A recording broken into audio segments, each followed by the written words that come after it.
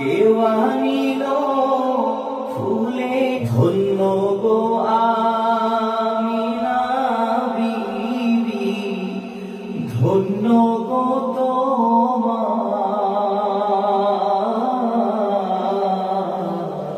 তোমারি উদরে পয়দা হাবিব আল্লাহ। ইয়া রাসূলুল্লাহ সাইয়্যিদি ইয়া হাবিবাল্লাহ,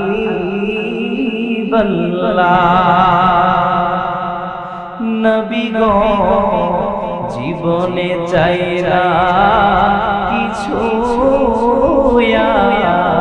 চাই শুধু আপনার দিদার, দেখা স্বপনে বারবার মিনতি কদমে আপনার, ইয়া নবী সালাম,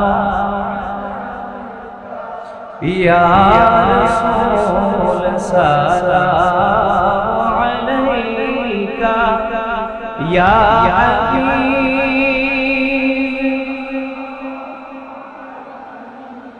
সালাওয়াতুল্লাহ, ইয়া রাসূলুল্লাহ সাইয়্যিদি ইয়া হাবিবাল্লাহ,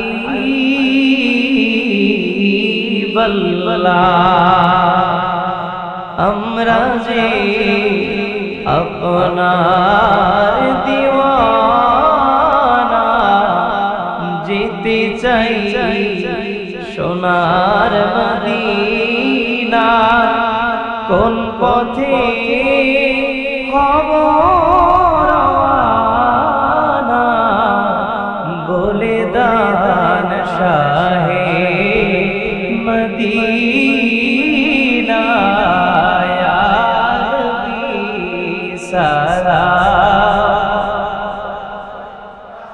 ইয়া রাসূল সালাম আলাইকা, ইয়া হাবিব সালাম আলাইকা সালাওয়াতুল্লাহ। ধন্য গো আমিনা বিবি, ধন্য গো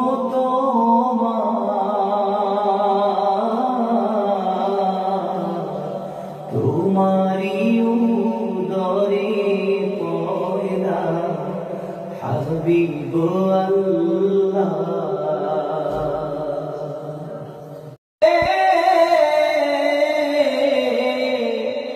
আব্দুল্লাহ ইন্তেকাল করে 6 মাসেরই গর্ভকালে, আব্দুল্লাহ ইন্তেকাল করে, একলা রইলেন বিবি ঘরে আমিনা,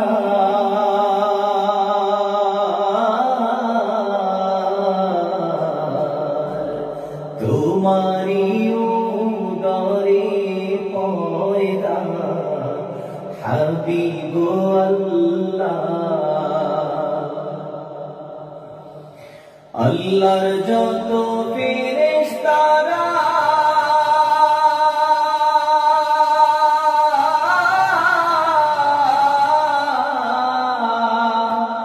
দলে দলে আসলো তারা, কেউ আনিল ফুলের মালা, কেউ আনিল হার,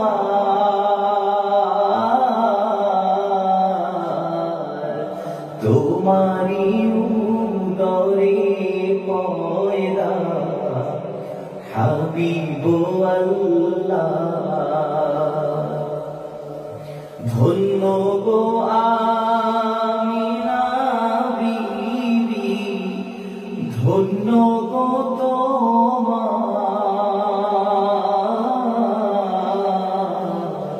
তোমারি উদরে পয়দা হাবিব আল্লাহ। अलहाज हजरत मौलाना कफीलुद्दीन सालेही, नायब अमीर बांग्लादेश जमीयत हिजबुल्लाह।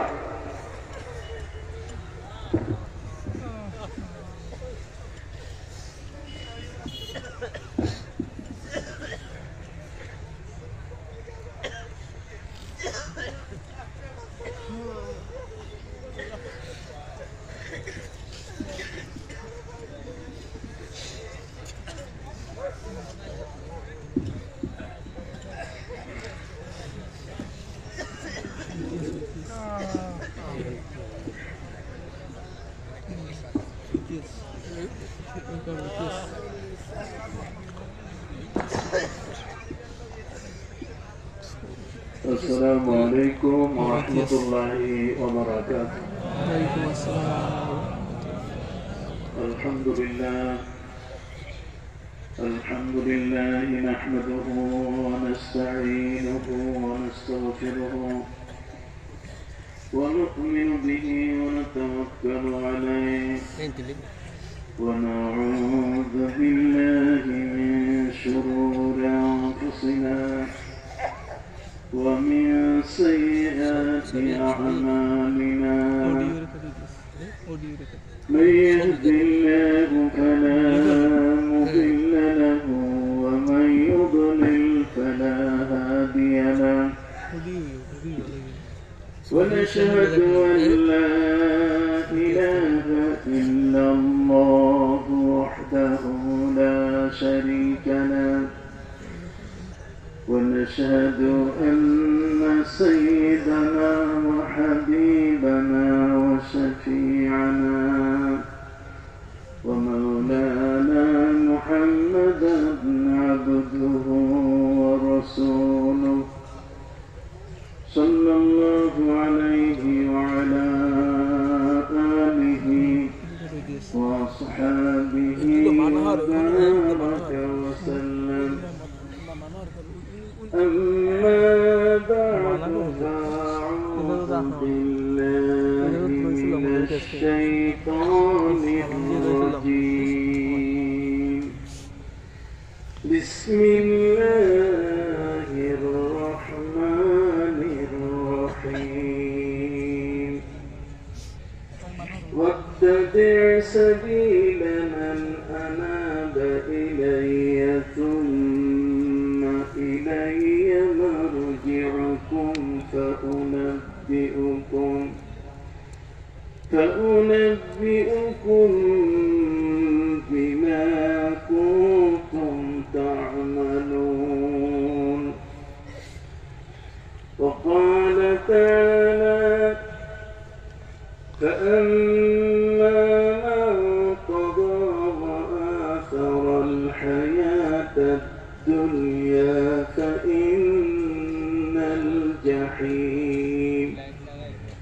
فإن الجحيم هي المأوى. وأما من خاف مقام ربه ونهى النفس عن الهوى فإن الجنة هي المأوى. إن الله وملائكته يصلون على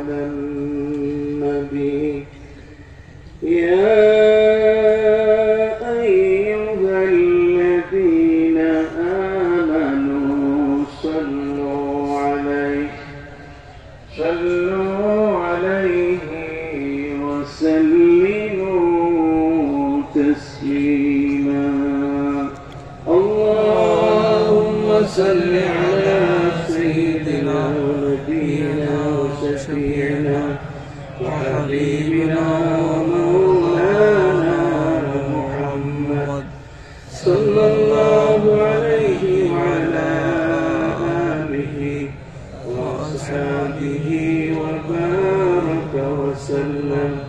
اللهم صل على سيدنا ونبينا وشفيعنا ومولانا محمد صلى الله عليه وعلى آله وأصحابه وبارك وسلم.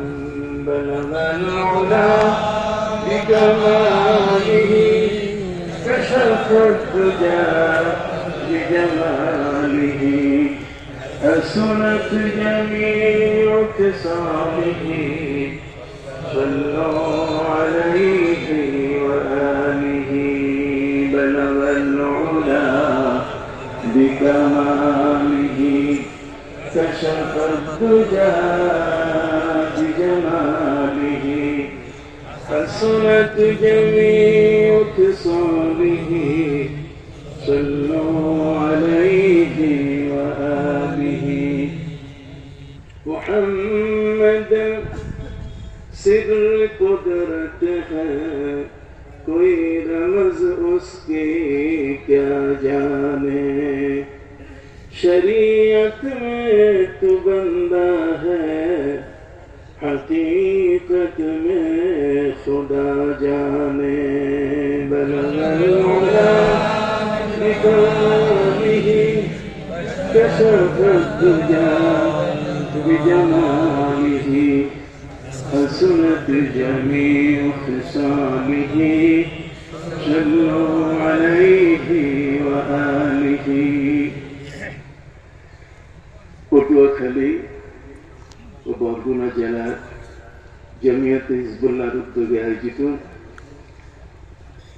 আমরাগাছিয়ার আজকের এই মহান মাহফিলে কুতুবুল আলম হযরত শাহ সুফি নিসারউদ্দিন রহমতুল্লাহ আলাইহ ৭৩তম ইন্তেকাল বার্ষিকী এবং কুতুবুল ইরশাদ হযরত মাওলানা শাহ সুফি আবু জাফর মোহাম্মদ সালেহ রহমতুল্লাহ আলাইহ ৩৫তম ইসারে সওয়াব এবং আমাদের অত্যন্ত পরিচয় টুকরা চোখের পুতুলি মুজাদ্দিদে জামান হযরত শাহ সুফি মাওলানা মুহিবুল্লাহ রহমতুল্লাহ আলাইহ ইসারে সওয়াব উপলক্ষে আয়োজিত আজকের এই মাহফিলের সদরে জলসা প্রধান অতিথি আমিরে হিজবুল্লাহ সরসিনা দরবার শরীফের হযরত পীর সাহেব কিবলা মুদ্দাজিরুল আলী আজকের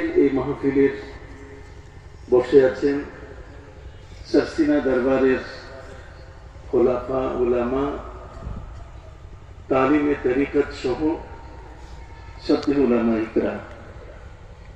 কষ্ট স্বীকার করে আমরাগাছিয়ার এই 3 দিন ব্যাপী মাহফিলের আজকের এই সময় উপস্থিত সরসিনা দরবারের আশিকান বৃন্দ, মুরিদান বৃন্দ, ভক্তবৃন্দ, কষ্ট স্বীকার করে বাংলাদেশের বিভিন্ন প্রত্যন্ত অঞ্চল থেকে আগত পীর ভাই মুহিদ্দিন প্যারে হাজিরিন, আজকের এই মাহফিলের উপস্থিত সকল অতিথি, আসসালামু আলাইকুম ওয়া রাহমাতুল্লাহি ওয়া বারাকাতুহু।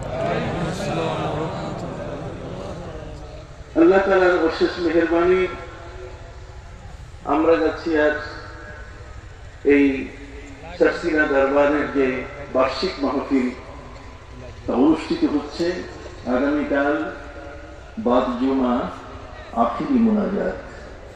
পীর সাহেব হুজুর কেবলা আমাদেরকে জিজ্ঞাসা করেছেন যে আগামীকাল পর্যন্ত আমরা থাকবো কিনা। আমরা সায় দিয়েছি, যার উযর নেই আমরা আগামীকালের আখেরি মুনাজাত শেষ করে যার যার ঘরে আমরা ফিরব। আল্লাহ যেন আমাদের তৌফিক দেন, সকলে বলুন আমিন। সম্মানিত সুধী, মহাগ্রন্থ আল কোরআনের সূরা লুকমান থেকে আপনাদের কাছে আমি তেলাওয়াত করেছি। ওয়াত্তাবি' সাবিলা মান আনাবা ইলাইয়া সুম্মা ইলাইয়া মারজি'ুকুম ফাউনাব্বিউকুম বিমা কুনতুম তা'মালুন। আল্লাহ রাব্বুল আলামিন আমাদেরকে বলছেন, তোমরা অনুসরণ করো ওই ব্যক্তির, যে ব্যক্তি আমার দিকে তার সবকিছু উজাড় করে দিয়েছে, যে ব্যক্তি যিনি নিজের সবকিছু আল্লাহর পক্ষে উজাড় করে দিয়েছেন, সেই ব্যক্তিকে অনুসরণ করার জন্য আল্লাহ রাব্বুল আলামিন আমাদেরকে নির্দেশ দিয়েছেন। আমি বিনয়ের সাথে আপনাদের কাছে বলি, পবিত্র কোরআন মাজিদে আল্লাহ তাআলা বলছেন, কুল ইন কুনতুম তুহিব্বুনাল্লাহা ফাত্তাবিউনি ইউহিব্বুকুমুল্লাহ ওয়া ইয়াগফির লাকুম যুনুবাকুম ওয়াল্লাহু গফুরুর রহিম। সেখানেও প্রিয় নবী সাল্লাল্লাহু আলাইহি ওয়াসাল্লাম বলছেন, তোমরা আমার ইত্তিবা করবে। আমরা আমাদের প্রিয় নবী সাল্লাল্লাহু আলাইহি ওয়াসাল্লামের অনুসারী, এতে কোনো সন্দেহ নাই। কিন্তু তারপরও আল্লাহ তাআলা আমাদেরকে পবিত্র কোরআন মাজিদে তিনি ছাড় দিয়ে বলে দিয়েছেন, আতিউল্লাহ ওয়া আতিউর রাসূল ওয়া উলিল আমরি মিনকুম। তোমরা আল্লাহর আনুগত্য করো, তার রাসূলের আনুগত্য করো, এবং তোমাদের মধ্যে যারা এই ধরনের ওলিয়া উলিয়া পীর মাশায়েখ সালেহীন সাদিকিন যারা, তোমরা তাদের অনুসরণ করো। অতএব আজকে এই দরবার শরীফের মাহফিলে আমরা গাছিয়া দরবার, এটি সারসিনারই একটি দরবার, কি বলেন ঠিক কিনা? এই দরবার আর সারসিনা দরবারে বসার আমরা যে দৃশ্য দেখি তাতে কোনো পার্থক্য আমরা দেখতে পাই না। একই রং, একই রূপ, একই সুরত, একই নিয়মে আমরা এখানে আমাদের সবকিছু কর্মকাণ্ড আমরা দেখতে পাচ্ছি। আপনি জানেন, আমরা যারা এই মুহূর্তে এখানে উপস্থিত, আমরা অলি ভক্ত মানুষ, আমরা আল্লাহর অলিদেরকে মানি এবং তাদের অনুসরণ করি। আল্লাহর অলিদের অনুসরণ করা ছাড়া বর্তমান সময়কালে নবীর প্রেম সৃষ্টি হওয়ার অন্য কোনো পথ নাই। নবী প্রেমিকদের সঙ্গী হওয়া ছাড়া আমাদের প্রিয় নবী সাল্লাল্লাহু আলাইহি সাল্লামকে সবকিছু দিয়ে সবকিছু ছেড়ে মহব্বত করার যে একটি বিশাল ভিশন আল্লাহর পক্ষ থেকে যে আমাদের প্রতি আদেশ, নবীজি সাল্লাল্লাহু আলাইহি ওয়াসাল্লামের পক্ষ থেকে যে আমাদের প্রতি আদেশ, সে আদেশটি আমরা পূরণ করতে পারবো না যদি আমাদের কোন মুর্শিদ, কোন পথ প্রদর্শক, কোন এই ধরনের মুরব্বী না থাকে। আমরা সারা পৃথিবীতে আমরা দেখেছি, আমরা আমেরিকা, ইউরোপ সহ পৃথিবীর বিভিন্ন প্রান্তে আমাদের যাতায়াত আছে, আমরা দেখেছি যে সারসিনা দরবার শরীফের নবী প্রেম ভালোবাসা এটি এমনই যে পৃথিবীর অন্য কোন দরবারের সাথে তুলনা করার সুযোগ নাই। প্রিয় নবী সাল্লাল্লাহু আলাইহি ওয়াসাল্লামের প্রতি আমাদের অত্যাধিক ভালোবাসা, এই অত্যাধিক ভালোবাসার অর্থ কি? মুখে মুখে ভালোবাসা না কাজে কর্মে? তাহলে কাজে কর্মে বলতে গেলে কোনটা? যে নবী করিম সাল্লাল্লাহু আলাইহি ওয়াসাল্লামের জীবনের যা কর্মকাণ্ড, যেটাকে আমরা সুন্নাহ বলছি, আল্লাহর কোরআনের পাশাপাশি যেটাকে আমরা সুন্নাহ বলছি, সেই সুন্নাত আমরা সারসিনা দরবারে গেলে দেখতে পাই। সেখানে টুপিটা দেখলেই মনে হয় এই টুপি আমাদের প্রিয় নবী সাল্লাল্লাহু আলাইহি ওয়াসাল্লামের মাথার যে টুপি ছিল সেই টুপি। কারণ হাদিস শরীফের মধ্যে এসেছে, কানা ইমাম রাসূলুল্লাহ সাল্লাল্লাহু আলাইহি ওয়াসাল্লাম বুতহান আই মুদাওয়ারাতান মুলতাসাকাতান বিরাস। নবী করিম সাল্লাল্লাহু আলাইহি ওয়াসাল্লামের মাথার টুপি ছিল গোল। কি ছিল? সারসিনা দরবারের অনুসারীদের মাথার টুপিটি গোল, মুদাওয়ারাতান গোল, মুলতাসাকাতান বিরাস মাথার সাথে মেশা। এই মাথার সাথে মেশানো গোল টুপি, সেই টুপিটি আমরা পরিধান করি। নবী করিম সাল্লাল্লাহু আলাইহি ওয়াসাল্লাম আমাদেরকে যে পিরহান, যে গায়ের জামার কথা তিনি বলেছেন, সেটার বোতামটা হবে ওয়ালাউ বিশাউকাতিন, যদিও সেটা একটা কাঁটা দিয়ে বন্ধ করা যায়, তাহলে এই যে ঘুন্ডিওয়ালা এক কাটা দিয়ে বন্ধ করার যে জামা, এটা আমাদের প্রিয় নবী সাল্লাল্লাহু আলাইহি সাল্লাম থেকে যেটা এসছে, সেটা পৃথিবীর পুরো দরবারের কোথাও আমল নাই, শুধু সাকসিনা দরবারে আছে। সম্মানিত সুধী, প্রিয় নবী সাল্লাল্লাহু আলাইহি ওয়াসাল্লামের কামিজ সম্পর্কে, তার জামা সম্পর্কে বলা হয়েছে, কানা কামিজু রাসূলিল্লাহি সাল্লাল্লাহু আলাইহি ওয়াসাল্লাম মিসলা মা কানা ইজারু। নবী করিম সাল্লাল্লাহু আলাইহি ওয়াসাল্লামের তাহবান, তার লুঙ্গি যতটুকু লম্বা, আর কানা রাসূল করিম সাল্লাল্লাহু আলাইহি ওয়াসাল্লামের কামিজ লম্বা ছিল ইলা নিসফি সাকিহ, হাঁটুর নিচে পায়ের গোড়ালির মাঝখানে অর্ধেক। তাহলে সেই পর্যন্ত হাদিসের আমল আমরা আজকে এই সাসিনা দরবারের অনুসারীদের মধ্যে দেখতে পাই। সম্মানিত সুধী, শুধু তাই নয়, সাসিনা দরবারের যারা অনুসারী, আমরা তাদের মুখে যে দাড়িগুলো দেখতে পাই, এত সুন্দর সাজানো গোছানো দাড়ি, কোনোভাবে রবীন্দ্রনাথও বলার কোন সুযোগ নাই, আর কোনোভাবে তার দাড়ি ছাটকাট করে শুধু দাড়ি বোঝা যায় এমনটাও কিন্তু নয়, বরং নবী করিম সাল্লাল্লাহু আলাইহি ওয়াসাল্লামের যে দাড়ি, এটা আমলান ফরজ।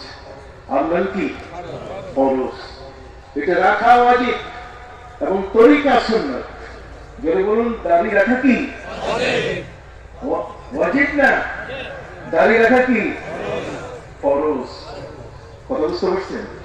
এটা থেকে দাড়ি, এটা আমলান ফরজ, আমলান ফরজ। আপনি সেই দাড়ি আপনার এই থুতনিতে, আপনার গালে থাকবে, সেই দাড়িটি আপনি রাখবেন, যেহেতু পবিত্র কোরআন মজিদে দাড়ির কথা বলা আছে। কথা বুঝতে পারছেন? প্রিয় নবী সাল্লাল্লাহু আলাইহি ওয়াসাল্লামের উপরে যে কোরআন নাযিল হয়েছে, হযরতে মুসা আলাইহিস সালাম যখন তুর পাহাড়ে গিয়েছিলেন, আসতে 10 দিন বিলম্ব হয়েছিল, তখন দুষ্ট ইহুদিরা হযরতে মুসা আলাইহিস সালামের বড় ভাই প্রতিনিধি হযরতে হারুন আলাইহিস সালামকে পেয়ে তাকে নানা ধরনের নাজেহাল করেছিল। এক পর্যায়ে হযরতে মুসা আলাইহিস সালাম যখন ফিরলেন, হযরতে হারুন আলাইহিস সালাম রেগে গিয়েছিলেন যে তুমি 10 দিন লেট করলে, মানুষগুলো তো সামিলি গোবৎসের পূজা শুরু করলো। ওই মুহূর্তে তিনি তার দাড়ি ধরার চেষ্টা করলেন। উনি বলছেন, আপনি আমার দাড়ি ধরবেন না, লা তাখুজ বিলিহিয়াতি। লিহিয়াতির কথা আছে, দাড়ির কথা সেখানে কি বলা আছে।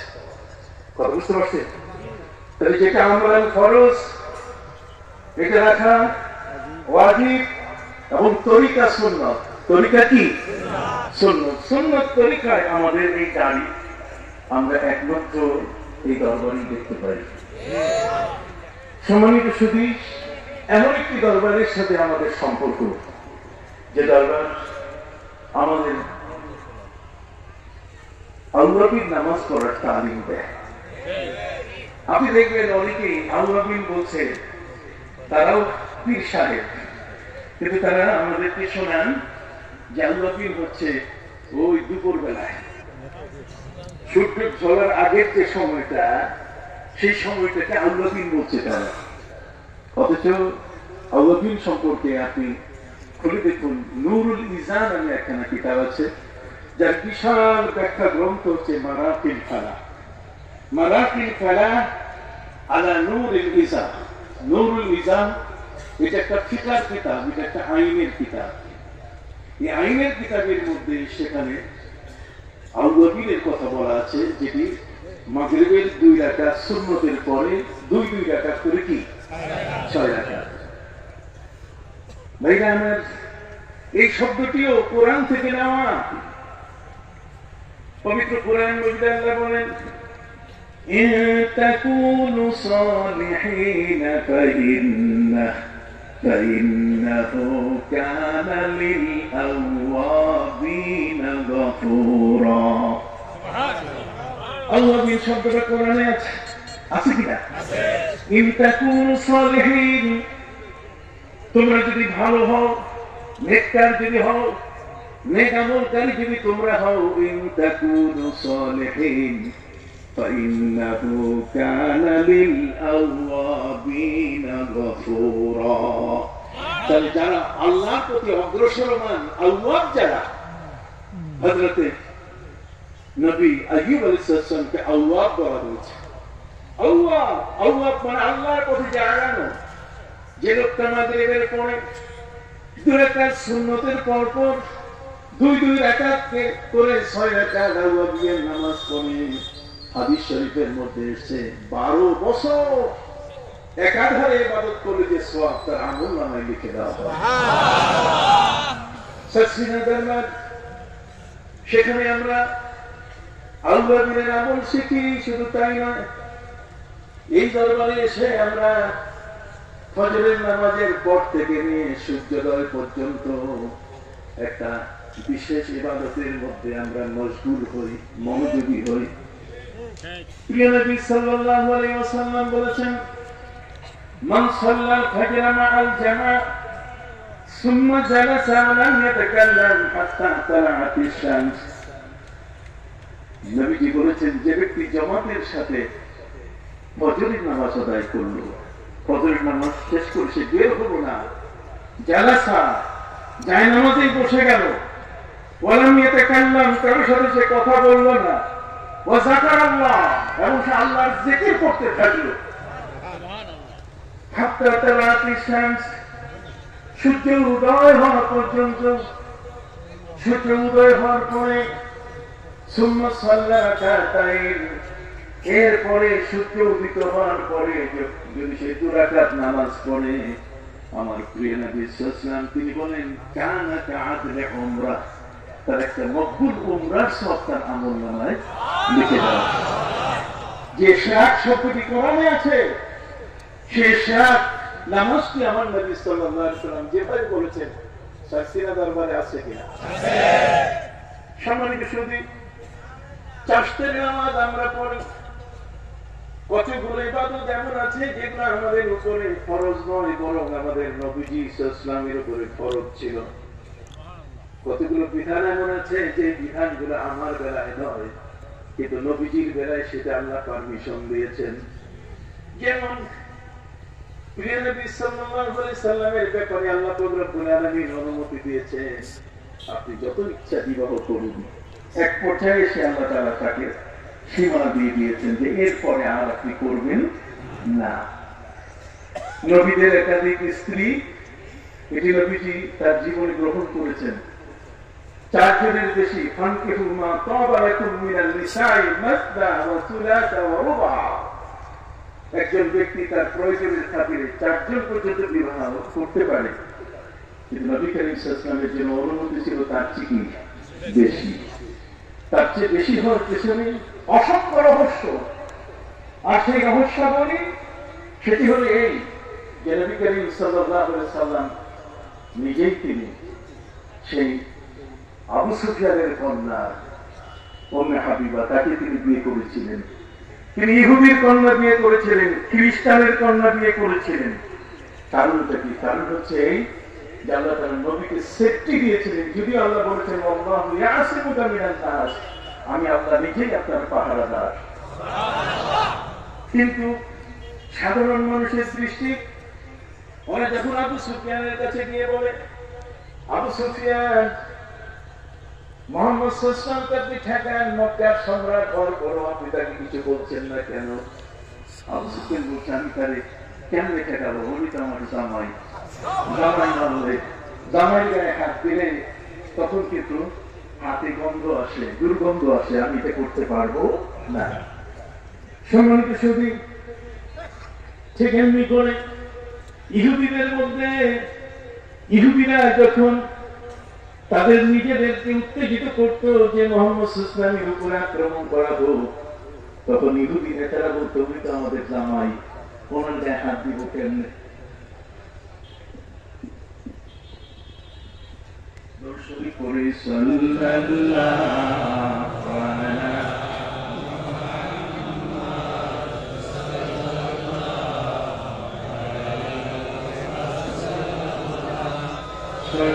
sallallahu ala Muhammad sallallahu alaihi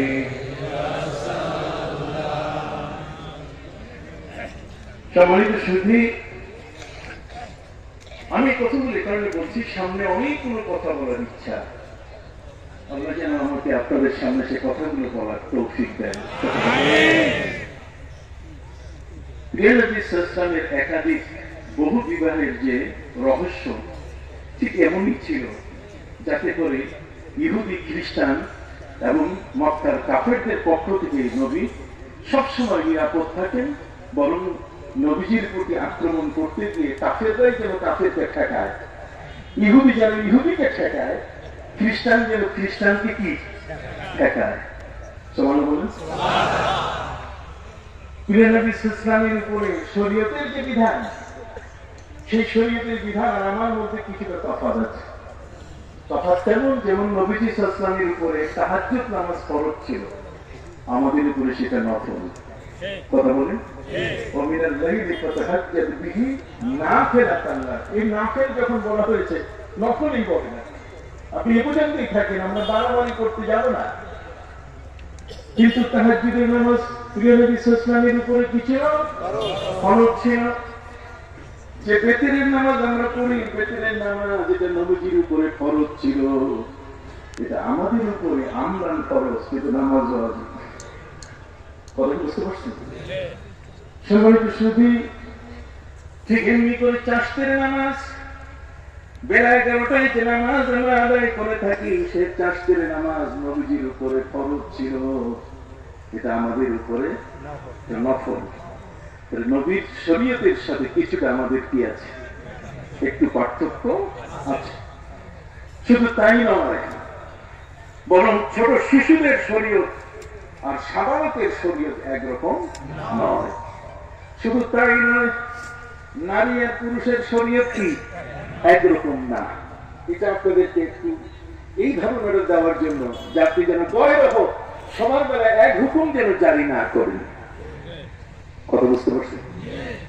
বিচারিক ক্ষেত্রে নবী করিম সাল্লাল্লাহু আলাইহি সাল্লামের একজন সাহাবী ছিলেন হযরত খুজাইমা। পবিত্র কোরআন মজিদ আল্লাহ বলেন, বিবাহ বৈধতার ক্ষেত্রে, তালাক শুদ্ধ হওয়ার ক্ষেত্রে, বিচারিক ক্ষেত্রে ইসলাম বিধান দিয়েছে, ফাস্তাশহিদু শাহিদাইনি মির রিজালিকুম فإن لم يكونا رجلين فرجل وامرأتان। আল্লাহ বলেন বিবাহের ক্ষেত্রে দুইজন সাক্ষী লাগবে। কয়জন? কোথেকে পাইলাম? কোরআন থেকে পেয়েছি। ঠিক অনুরূপ ভাবে তালাকের ক্ষেত্রে দুইজন সাক্ষী থাকতে হবে, পুরুষ। ফাস্তাশহিদু শাহিদাইনি মির রিজালিকুম ফাইন লাম ইয়াকুনা রাজুলাইন, দুইজন পুরুষ পাওয়া না যায়, তাহলে একজন পুরুষ এবং দুইজন কি মহিলা থাকতে হবে। ইসলামের বিধান। কিন্তু প্রিয় নবী ইসলামের এক সাহাবীর ক্ষেত্রে বিধান উল্টে গেছে। প্রিয় নবী সাল্লাল্লাহু আলাইহি ওয়াসাল্লাম তিনি উটের বাজারে গেলেন। উটের বাজারের ব্যবসায়ীরা অধিকাংশ ইহুদি। ইহুদি ছাড়া অন্য কেউ উটের ব্যবসা করে না। প্রিয় নবী সাল্লাল্লাহু আলাইহি ওয়াসাল্লাম বাজারে গিয়ে একজন ইহুদির কাছে তিনি উট ক্রয় করলেন। উট কেনার পরে ক্রয় বিক্রয় সমাপ্তির জন্য, সম্পন্ন করার জন্য নবীজি তাকে পরিশোধ করলেন উটের মূল্য। উটের মূল্য নিয়ে পকেটে রেখে নবী করিম সাল্লাল্লাহু আলাইহি ওয়াসাল্লাম তাকে বলে, ইহুদি আমার উট দাও। পৃথিবীর মধ্যে ইসলামের নিয়ম হলো বেচা বিক্রির ক্ষেত্রে কতগুলো বিধান আছে। যেমন কোন অন্ধ যদি জমি কিনে, আপনি শুনতেছেন সবাই, যদি অন্ধ কি জমি কিনে, তাহলে ইসলামের বিধান হলো ওই জমিনে নিয়ে তাকে নামাইতে হবে, আর তার পা দিয়ে ছেড়ে তাকে বলতে হবে যে পা ঠেলা দিয়ে এই জমিটার উপরে পা দিয়ে তুমি দেখো, তুমি চোখে দেখতে পাও না, কিন্তু পা দিয়ে তুমি কাজ করো, এই জমিটা তোমার, বিক্রয় সম্পাদনের জন্য। ইসলামের বিধান হচ্ছে গরু, ছাগল, ভেড়া যদি কেউ বিক্রি করে, গাভী যদি কেউ বিক্রি করে, ইসলামের বিধান হচ্ছে গাভী একা বিক্রি করা যাবে না। গাভীর যদি দুধের হয় আর বাছুর যদি গাভীর দুধ পান করে, তাহলে বাছুর গাভীর দুধ পান করলে সে গাভীকে বাছুর ছাড়া বিক্রি করা যাবে না। বিক্রি করলে বাছুরটা সহজ বিক্রি করতে হবে, না হলে সে দুধ পাবে কোথায়? কথা কি বুঝতেছেন কিনা? আমি একটু পার্থক্য করতে চাচ্ছি কতগুলো কথা বলার জন্য। সম্মানিত সুধী বন্ধুরা, আমার ঠিক এমনি করে গরু, ছাগল, ভেড়া, দুম্বা যেটাই বাজার থেকে কেনেন না কেন, বিক্রি, এটা যে বিক্রি হলো, এই বিক্রি হওয়ার জন্য শর্ত হলো এই ছাগল বা ভেড়ার গলায় যে রশিটা আছে, যিনি ক্রেতা তাকে রশিটা দিতে হবে। রশিটা ধরলেই সে মালিক হয়ে যাবে। কথা বলছেন নাই? গরু, ছাগল, ভেড়া ওই তহসিলে কিছু লিখবে এটাই না। ইসলামের বিধান হচ্ছে গরু বিক্রি করলে, ছাগল বিক্রি করলে রশিটা যে কিনছে তার হাতে দিতে হবে। যখন হাতে দিয়ে দেবেন বিক্রি কি হয়ে যাবে? সম্পূর্ণ হয়ে যাবে। নবী সাল্লাল্লাহু আলাইহি ওয়াসাল্লাম ইহুদিকে বললেন, ইহুদি রে, তোমার কাছে আমি উট নিয়েছি, টাকা দিলাম, তুমি এখন উটের রশি দাও, উটের মালিক আমাকে বানাও। আর উটের মালিক হতে গেলে কি লাগবে? রশিটা দিয়ে ধরতে হবে। ইহুদি বলছে যে না, আমি রশি দিব না। কারণ যে হে মুহাম্মদ সাল্লাল্লাহু আলাইহি ওয়াসাল্লাম, আপনি তো আমার কাছে টাকা পরিশোধ করলেন। এই মাত্র নবীজি তাকে টাকা পরিশোধ করলেন। ইহুদি কত বড় বাটপার, কত বড় দুষ্ট। এই জন্য এই পবিত্র কোরআন মজিদে আল্লাহ রব্বুল আলামিন বলেন,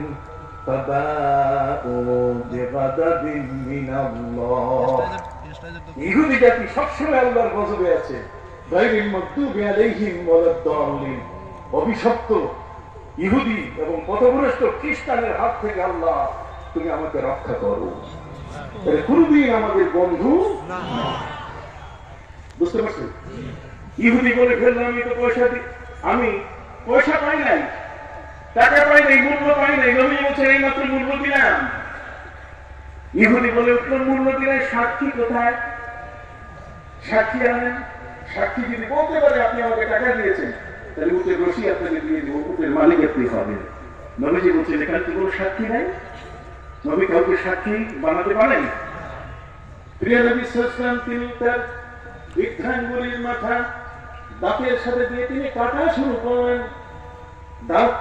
দাঁতের মধ্যে আঙ্গুল কাটতে কাটতে নবীজি চিন্তা করলেন, হায় রে, আমার কাছে ইহুদি ধোঁকা দিল, তারা আমার উম্মতকেও, আমার সাথী যারা আছে তাদেরকেও একটু ধোঁকা দেয়। বিক্রির মধ্যে যারা কেনা বেচা করে এই ধরনের ক্রেতাদেরকে হয়তো বা তারা ধোঁকা দেয়। নবী করিম সাল্লাল্লাহু আলাইহি ওয়াসাল্লাম বলেন, আর ইহুদির মার্কেট নয়। নবীজি বলছেন এখন মদিনায় তোমরা নিজেরা মার্কেট বানাও। এই জন্য সুকুল মদিনা, মদিনায় সুপার মার্কেট নবীজি করে ফেললেন। নবীজি মুসলমানদের জন্য তিনি সুপার মার্কেট দিয়ে দিলেন। এই সুপার মার্কেটে মুসলমানরা আসবে, এরা কখনো ধোঁকায় করবে না। ইহুদিদের মার্কেটে গেলে, খ্রিস্টানের মার্কেটে গেলে তারা আপনাকে স্বর্ণের বদলে মাটি দিয়ে দিবে আপনার কন্টেনারে। কথা বুঝলেন নেই? আপনি এনে খুলে দেখবেন যে মাটি, স্বর্ণ নাই। কিন্তু মুসলমান সেটা করতে পারে না। সম্মানিত সুধী, প্রিয় নবী সাল্লাল্লাহু আলাইহি ওয়াসাল্লাম উটের মূল্য পরিশোধ করে দিয়েছেন, কিন্তু ইহুদি যে বিক্রেতা সে বলছে আপনি টাকা দেন নাই, এখন ফয়সালা হবে। ফয়সালা করতে গেলে এমন সাক্ষী দরকার যে জিনিসটা দেখছে। একজন সাহাবী তিনি আসতেছিলেন। সেই সাহাবী এমন একজন সাহাবী যার মাধ্যমে কোরআনের একটি আয়াত খুঁজে পাওয়া গেছে। মসজিদে নববীতে জুমার নামাজ শেষ করে হযরত ওমর ফারুক রাদিয়াল্লাহু তাআলা বলেন, আজকে এই মসজিদে নববী থেকে কেউ বের হতে পারবেন না। একটা দরজায় হযরত আবু বকর সিদ্দিককে অনুরোধ করলেন আপনি একটাতে থাকেন, আরেকটাতে হযরত যায়েদ ইবনে সাবিত রাদিয়াল্লাহু তাআলা দাঁড় করাই দিলেন, আরেকটাতে হযরত উবাই ইবনে কাব রাদিয়াল্লাহু তাআলা দাঁড় করাই দিলেন যে আপনারা কোন মুসল্লি বের হতে দিবেন না। ওমর ফারুকের এই ঘোষণায় মুসল্লিদের কলিজা কেঁপে উঠল যে আজকে মনে হয় ওমর কিছু একটা ঘটাবেন। হযরত ওমর বলছেন, আমি যে দরজায় দাঁড়ানো আছি সেই দরজায় তার মুসল্লিদের বের হতে হবে। আরো বিপদ, কথা বলেন না, এটা কি আরো বিপদ? আসাদুহুম ফি আমরিল্লাহি ওমর, আল্লাহর বিধান বাস্তবায়নের ক্ষেত্রে হযরত ওমর বড় কঠোর ছিলেন। সেই ওমর কঠোর মহান ব্যক্তি, লক্ষ লক্ষ সাহাবীর সামনে 20 টাকার তারাবি উবাই ইবনে কাব রাদিয়াল্লাহু তাআলা আনহুর নেতৃত্বে তাকে ইমাম বানিয়ে চালু করলেন। আর এই মৌলবী 8 জাকাত নিয়ে বসে আছে আমাদের কাছে। আমরা কি মানি? হাত উঁচু করে বলেন মানি। এই মৌলবী, এই ফাসেককে আমরা কি কখনো স্থান দেব? না হযরত ওমর ফারুক যার সম্পর্কে নবী বলেছেন, দাও কেন বাজি না বিকুল দা কেন ওমর, যদি আমার পরে যদি নবীর দরজা খোলা থাকতো তাহলে ওমর নবী হতেন। সেই ওমর লক্ষ সাহাবীর উপস্থিতিতে 20 টাকার তারাবি হযরত উবাই ইবনে কাব রাদিয়াল্লাহু তাআলা যিনি কোরআনের পণ্ডিত ছিলেন, এই কোরআনের পণ্ডিতের নেতৃত্বে তিনি 20 টাকার তারাবি চালু করলেন। আজ মক্কা শরীফ মদিনা শরীফে 10 রাকাত চালু হোক, 8 রাকাত চালু হোক, আমাদের আসে যায় না। আমরা মক্কার ইমামকে অনুসরণ করি না, আমরা মদিনার ইমামকে অনুসরণ করি না। নবী করিম সাল্লাল্লাহু আলাইহি ওয়াসাল্লাম মক্কার ইমাম মদিনার ইমামকে অনুসরণ করার জন্য বলেন নাই, বরং তিনি বলে দিয়েছেন তারাকতু ফিকুম আমরাইন কিতাবুল্লাহি ওয়া সুন্নাতা রাসূলি, আমার রাসূল, আমি রাসূল, আমি সুন্নাত তোমাদের কাছে রেখে গেলাম। অতএব আলাইকুম বিসুন্নতি ওয়া সুন্নাতুল খুলাফায়ে রাশিদিন আল মাহদিয়িন, তোমরা আমার সুন্নাতগুলো আঁকড়ে ধরবে। আযু আলাইহা বিন নাওয়াজিদ, বাপ যেমন শিকার করতে গিয়ে তার দুটো বড় দাঁত দিয়ে আঁকড়ে ধরে, ঠিক তোমরা আমার সুন্নাতগুলোকে সেভাবে আঁকড়ে ধরবে। কি ভাইয়া, আমরা সেটা আঁকড়ে ধরবো কিনা? আল্লাহ ক্যামেরা ধরা করুক, আলমে মিসালে আল্লাহ ক্যামেরা ভিডিও হচ্ছে, আলমে আরওয়াহ, আলমে মিসাল, আলমে মিসাল রুদ্ধ জগৎ থেকে আজকে এখানে বিশেষ ক্যামেরা লাগানো আছে। আর সেই ক্যামেরার মধ্যে হাত উঁচু করে দেখাচ্ছি আমরা 20 টাকার তারাবির ক্রমে 8 রাকাত করব না। জীবনের মূল্যবান সময়টিতে 24টি সিজদা, 12টি রাকাতের রুকু আমাদের জীবন থেকে বিলীন করে দিলে এই সমস্ত ব্যক্তি কখনো আমাদের জন্য আখিরাতের কল্যাণকারী ব্যক্তি হতে পারে না। যারা আগের কথা বলে, আগের কথা যারা চালু করে, দূরে সরে যাবেন, দূরে সরে যাবেন। প্রয়োজনে নিজের ঘরে 20 টাকার তারাবি পড়বেন। কথা বুঝতে পারছেন? যেমন বন্ধুরা আমার, প্রিয় নবী সাল্লাল্লাহু আলাইহি ওয়াসাল্লামের মসজিদে হযরত ওমর রাদিয়াল্লাহু তাআলা আনহু তিনি বললেন, অন্য কোন দরজায় বের হওয়া যাবে না, বের হতে হবে কি আমি যে দরজায় দাঁড়ানো আছে। ওমর ফারুক রাদিয়াল্লাহু তাআলা আনহু তার কাছে যিনি প্রথম ব্যক্তি আসলেন, তিনি তাকে জিজ্ঞেস করলেন, আচ্ছা ভাই, কোরআনের সব আয়াত পাওয়া গেছে, একটা আয়াত পাওয়া যাচ্ছে না, সেটা হচ্ছে সূরা তাওবার শেষ আয়াত, এটা কি আপনার কাছে আছে? এর আগে বলা আছে না? সম্মানিত বন্ধুরা আমার, সূরা তাওবার শেষ একটা আয়াত খুঁজে পাওয়া যাচ্ছে না, শেষ আয়াত খুঁজে পাওয়া যাচ্ছে না। সবাই বলছে যে আমার কাছে নাই, আমার কাছে নাই, আমার কাছে নেই। মুসল্লি এক একজন করে বের হচ্ছে, আর প্রত্যেকের উত্তর আমার কাছে কি নাই। সর্বশেষ একজন ব্যক্তি, তিনি এখন কি বলবেন? ওমর ফারুক চিন্তায় পড়ে আছেন যে মুসল্লি তো সব বের হয়ে গেল, কারো কাছে নাই। দেখি ওনাকে জিজ্ঞাসা করি। তাকে জিজ্ঞেস করার সাথে সাথে উনি বললেন, আমার কাছে আছে। হযরত ওমর রাদিয়াল্লাহু তাআলা তাকে অত্যন্ত আদর করে বুকের সাথে মেশালেন। তিনি তাকে জিজ্ঞেস করলেন, ভাই বলেন, যে আয়াতটা হারাই গেছে, পাওয়া যাচ্ছে না, যে আয়াতটা সম্পূর্ণ আলাদা হয়ে গেছে, হারিয়ে গেছে, পাওয়া যাচ্ছে না, আপনি সেটা বলেন। তখন উনি তেলাওয়াত করা শুরু করলেন, লাকাদ জাআকুম রাসূলুম মিন আনফুসিকুম আজিজ আজিজুন আলাইহি মা আনিতুম হারিস। আল্লাহ, সুবহানাল্লাহ, সুবহানাল্লাহ। এই আয়াতটা যার মাধ্যমে পাওয়া গেছে, নবী যখন উট কিনতেছিলেন, এই উটের ঘটনায় উনি সামনে দিয়ে আসতেছিলেন। কথা কি পরিষ্কার বোঝা যায়? সেই পথ ধরে হযরতে ওই ব্যক্তি তিনি আসতেছিলেন। নবী করিম সাল্লাল্লাহু আলাইহি ওয়াসাল্লামের মলিন মুখ, আঙ্গুল কাটতেছেন। ঘটনা কি? এই মাত্র দিলাম নগদ লেনদেন, কি বলেন, নগদ, হ্যান্ড টু হ্যান্ড, এক হাত থেকে আরেক হাতের মধ্যে দিলাম। আর সেই ইহুদি অস্বীকার করছে, কত বড় মিথ্যু। নবীজি মন খারাপ করে দাঁড়িয়ে আছেন, সাক্ষী তো তার কাছে, আর সাক্ষী হলে ইহুদি তো সাধারণ না, কত বলবে সাক্ষী লাগবে কয়জন? দুইজন। দুইজন সাক্ষী এখানে। আমরা বাজারে কেনাকাটা করতে চাই, আমরা গরুর গোশত কিনতে চাই, ছাগলের গোশত কিনতে চাই, একা কি যাই? ওখানে কি ঘর থেকে সাক্ষী নিয়ে যাই? যদি এমন হয় তাহলে বেচা কেনা তো মুশকিল হয়ে যায়। সম্মানিত সুধী, যিনি আগন্তুক সাহাবী, তিনি আমার নবীর অবস্থা দেখে তিনি বুঝতে পেরেছেন নবীজির কোন সমস্যা। আপনার মন খারাপ কেন? আপনি আঙ্গুল মুখে কাটতেছেন কেন? নবী করিম সাল্লাল্লাহু আলাইহি ওয়াসাল্লাম বললেন, আশ্চর্য ব্যাপার, ইহুদিকে এইমাত্র আমি উটের দরদাম করে টাকা পরিশোধ করেছি আর সেটা অস্বীকার করছে। আমি নাকি তাকে টাকা নেই নাই, সাক্ষী চাই। আমার তো কোনো সাক্ষী নাই, আমি কি করে দাবি করে উঠতে নিব? তখন সাহাবী বলেন, হুজুর আমি 1 নম্বর সাক্ষী।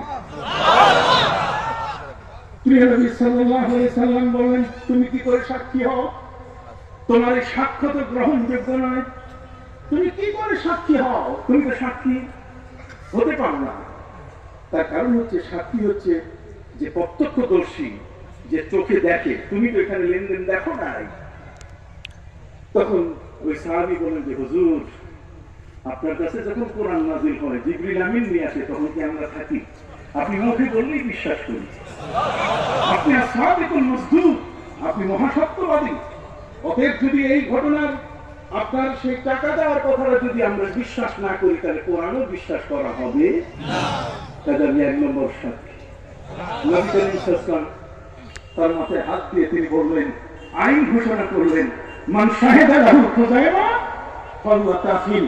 আমার এই খুযাইমা আমার পক্ষে একা সাক্ষী দিয়েছে, অতএব শরীয়তের বিধানে যা আছে আছে। আমি নবী বলে দিলাম, কোন বিচারিক ক্ষেত্রে যদি 2 জন সাক্ষী না থাকে আর একা যদি খুযাইমা হয়, তাহলে একজনের সাক্ষী 2 জনের জায়গায় গ্রহণযোগ্য হবে। তাহলে আমার নবীর ক্ষমতা আছে কিনা? না নাই? অনেক তো বলে যে ক্ষমতা শেষ। ভাইরা আমার, মহান গ্রন্থ কোরআনের মধ্যে 25টা আয়াত আছে যে আয়াতগুলো মনসুখ হয়েছে। 25টি আয়াত আছে যে আয়াত কি হয়েছে? মনসুখ হয়েছে। মনসুখ একটা আয়াত বলি, কথা বলি, বলবো? আমি এখন আমার কথা বলা শুরু করি নাই, সচ্ছিনা দরবারের কথা এখন বলা শুরু করি নাই। পবিত্র কোরআনের মধ্যে 25টি আয়াত এখনো আছে, আমরা যেটা পড়ি, আমরা তেলাওয়াত করি, কিন্তু এটার হুকুম বাকি নাই, এটার বর্তমান কার্যকরিতা নাই। যেমন পবিত্র কোরআন মজিদে আল্লাহ রাব্বুল আলামিন বলেন, وعلى الذين يطيقونه فدية طعام مسكين। রোজা সংক্রান্ত বিষয়ে এই আয়াতে আল্লাহ তাআলা বলে দিলেন, যারা রোজা রাখতে চায় না তারা মিসকিনকে খানা খাওয়ালেই হবে। কবে সুস্থ হোক অসুস্থ হোক, যেই হোক না কেন, যদি কেউ সুস্থ মানুষ মনে করে যে আমি রোজা রাখবো, আমি মিসকিনকে খানা খাওয়াবো, তাহলে কোনো অসুবিধা ছিল না। তাহলে আমরা এই সুযোগ হলে তো আর নতুন ফতোয়া লাগে না যে রাস্তায় শ্রমিক কাজ করলে তার রোজা রাখা লাগবে না, কথা বুঝেন নাই, অমুক লাগবে না, তমুক লাগবে না। এই আয়াতের আলোকেই তো আমরা করে দিতে পারি যে সুস্থ মানুষ মিসকিনকে খানা খাওয়াইলেই রোজা হয়ে যাবে, তার রোজা রাখার দরকার নাই। কিন্তু এই আয়াত দিয়ে ওয়াজ করা যাবে না। এই আয়াতের হুকুম বাতিল, এই আয়াতের রহিতকারী যে আয়াতের মাধ্যমে হুকুমটা বাতিল হয়েছে সেটা তার সাথে আছে। পড়বো? পবিত্র কোরআন মজিদে আল্লাহ রাব্বুল আলামিন বলেন, ফামান শাহিদা মিনকুমুশ শাহরা ফালইয়াসুম। যে ব্যক্তি রমজান মাস পাবে সে রোজা রাখবে। অতএব কোনো ছাড় নাই, কোনো ছাড় নাই। তাহলে এখানে সুস্থ ব্যক্তির রোজা তাকে রাখতেই হবে, তার উপরে কি আগের যে আইনটা ছিল সেটা বাতিল হয়ে গেছে, পাশাপাশি আছে, কিন্তু সেই পাশাপাশি অবস্থানে একটা মনসুখ, একটা রহিত হয়ে গেছে, হুকুমটা বাতিল হয়ে গেছে আরেকটা আয়াত দিয়ে, যেটা তার পাশে এসে তাকে বলছে যে না, ওই আয়াতের হুকুম এটা হচ্ছে যারা একেবারে শাইখে ফানি। মানুষের 8টা অবস্থা আছে, যেটা বলুন কয়টা? 8টা।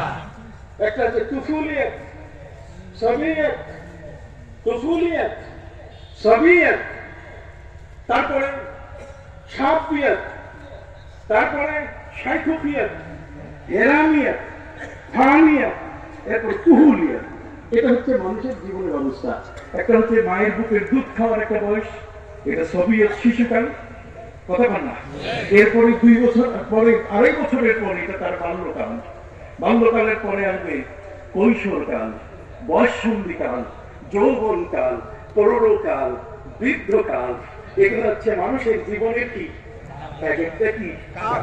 তার মধ্যে যদি কোনো ব্যক্তি সাইকে ফানি হয়ে যায়, সাইকে ফানি মানে সে তার নাতিকে দেখে, ছেলেকে দেখে পার্থক্য করতে পারছে না, সে বসা থেকে উঠতে পারছে না, ডান পাশ বাম পাশ নিজে করতে পারে না, আল্লাহ পাক রব্বুল আলামিন বলছেন তাহলে তার পক্ষ থেকে মিসকিনকে খানা খাওয়াই দাও।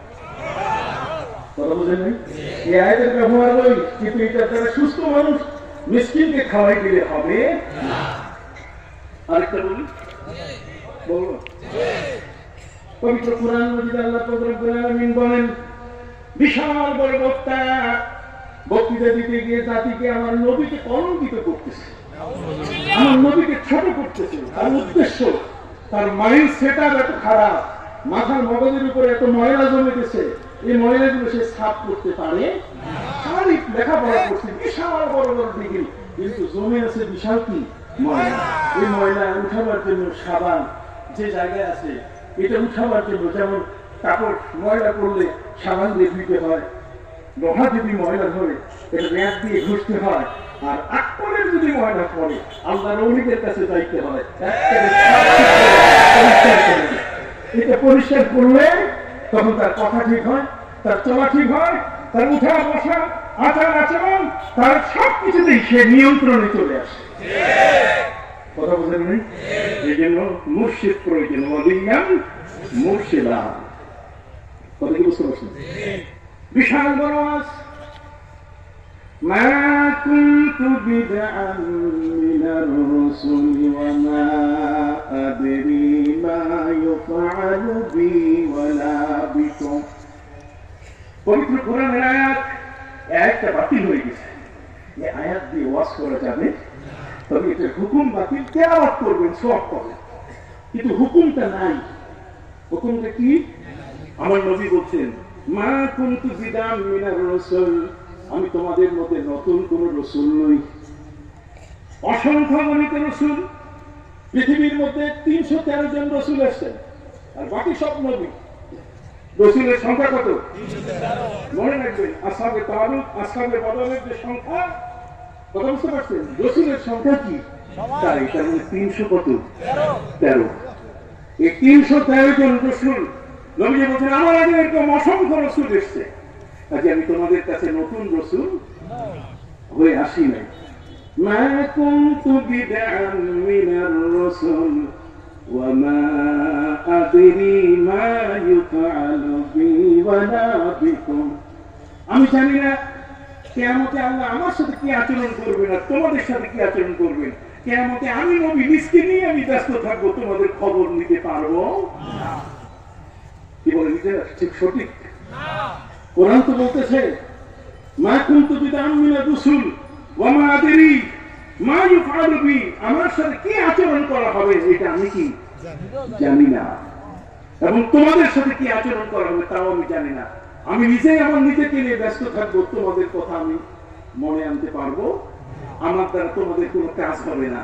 তার মানে উম্মতের সাথে নবীকে ইলেকট্রিক করে দেওয়া হলো, নবীকে উম্মতের থেকে নিষ্ক্রিয় করে দেওয়া হলো, নবীকে অক্ষম বানায় দেওয়া হলো, নবীকে অপরাধ করে দেওয়া হলো, যে নবী কিয়ামতের ময়দানে উনি কিছুই পারবেন না, উনি চুপচাপ থাকবেন। কিসের সুপারিশ? কোন সুপারিশ নাই, শাফাআত নাই, কিচ্ছু নাই, একেবারে ডাহা। পবিত্র কোরআনের আয়াত দিয়ে ওয়াজ করে হেলিকপ্টারের ভাড়া নিয়ে গেল,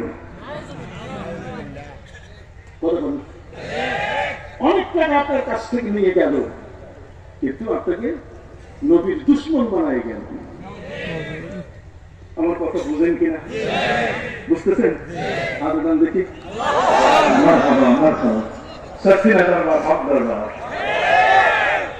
আসতে চাই বলবো সম্মানিত সত্যি, মা ওয়া মা আদরি মা ইউফআলু বি ওয়ালা বিকুম। আমি জানি আমার সাথে আল্লাহ কি আচরণ করবে এবং তোমাদের সাথে কি আচরণ করবে। অথচ নবী কারীম সাল্লাল্লাহু আলাইহি ওয়াসাল্লাম তিনি বলছেন, কিয়ামতের ময়দানে সমস্ত মানুষ যারা ইবাদতকারী তারা সিজদায় পড়ে থাকবে, আমিও সিজদায় করে থাকবো। নবী আমাকে বলবেন ইরফা রাসাক সাল তুতা, তুমি মাথা উঠাও, হে নবী মাথা উঠান, যা চাইবেন তাই দিব। দিবেন না বলে? দিবেন তো।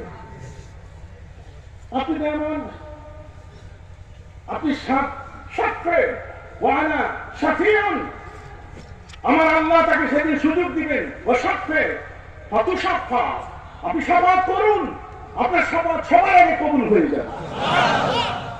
সুবহানাল্লাহ বলেন। নবীজি যদি কিছুই করতে না পারেন, আম্মা জান আয়েশাকে তিনি বলেন, আয়েশা সালাসাতু বাওয়াতিনা, আয়েশা রে কিয়ামতের ময়দানে তিনটা জায়গা তোমাদের কথা মনে রাখতে পারবো না।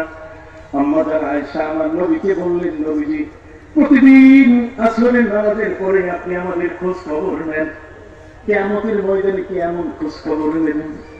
নবীজি বলছেন, আয়েশা সালাসাতু বাওয়াতিনা, আয়েশা কিয়ামতের ময়দানে তিনটা জায়গা যেদিন তোমাদের খবর দেওয়ার সুযোগ হবে না। তিনটা জায়গা হলো ইনদাল হিসাব, ইনদাল কিতাব, ইনদাস সিরাত। আমার উম্মতের যখন হিসাব শুরু হবে তখন আমার উম্মত জাহান্নামে যাবে, আমি পাশে দাঁড়ায় থাকবো, আমার উম্মতকে যেতে দিব না। প্রত্যেকের আমলনামা বের করা হবে।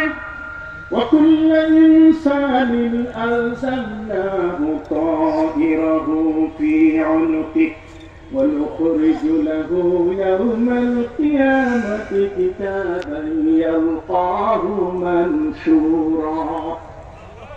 প্রত্যেকটা মানুষ তার মৃত্যুর সময় গড়ায় তার আমলনামার বক্স ঝুলিয়ে দেওয়া হয়।